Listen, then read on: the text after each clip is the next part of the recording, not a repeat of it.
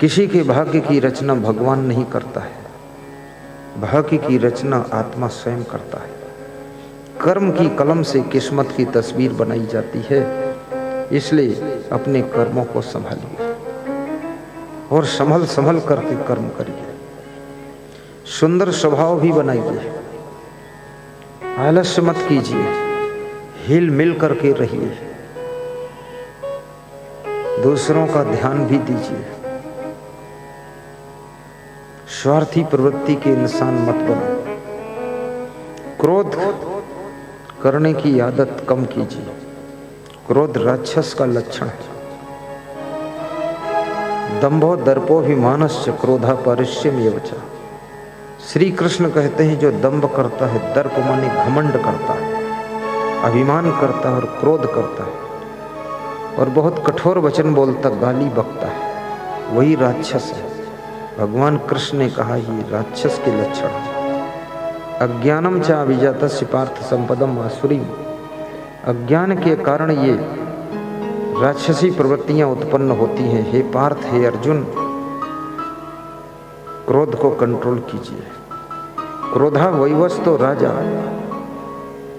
तृष्णा वैतरणी नदी विद्या दुगा कामधेनु संतोषो नंदनम वरम। नीतिकार कहता है क्रोध यमराज का रूप है। यमराज को तो आपने नहीं देखा है, लेकिन क्रोध को देखा है।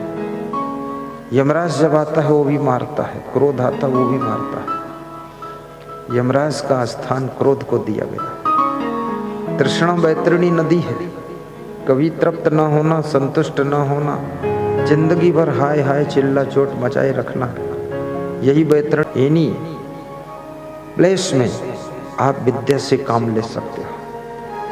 विद्या कभी मना नहीं करती है, इसलिए विद्या धनम सर्व धनम प्रधानम कहा गया।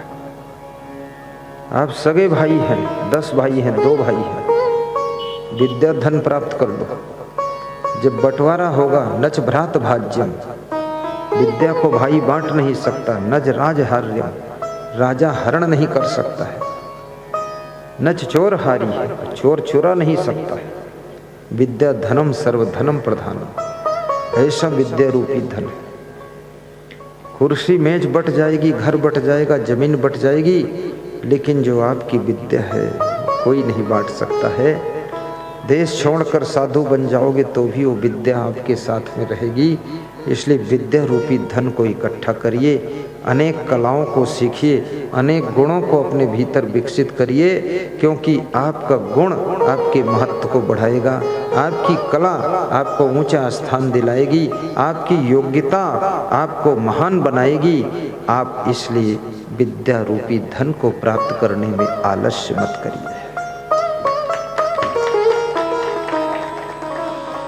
विद्या मित्रम प्रवासेषु भार्या मित्रम गृहेश्च व्याध तस्वेशदम मित्रम धर्मो मित्रम व्रतस्य च। विद्या प्रवास काल में मनुष्य का मित्र यदि कोई है तो विद्या है। आप विदेश जब जाओगे थैला चोरी हो जाएगा, पैसा चोरी हो जाएगा, रास्ता भूल सकते हो, लेकिन यदि आपके पास में विद्या है, कला है, गुण है, योग्यता है, तो आप सब जगह पर समाधान ढूंढ लेंगे। और ऐसे व्यक्ति को राजनीति में भी अच्छा स्थान प्राप्त होता है। इसलिए राजनेता को भी विद्या अध्ययन करना चाहिए। कई लोग मेरे पास आए, बोले राजनीति करना चाहता हूं, तो मैंने कहा आराम से करो, 10 श्लोक याद करो, रामायण की 20 चौपाई याद करो, कबीर के 20 दोहे याद करो, नीति शास्त्र के 2-4 श्लोक याद करो। जहां भाषण करो, भाषण का श्रृंगार श्लोक है, भाषण का आभूषण दोहा चौपाई है। विचार कुंभ उज्जैन में जब प्रधानमंत्री भाषण करने लगे तो वो ईशावास्योपनिषद का श्लोक बोलते थे, तेन तेक तेन भुज जीता।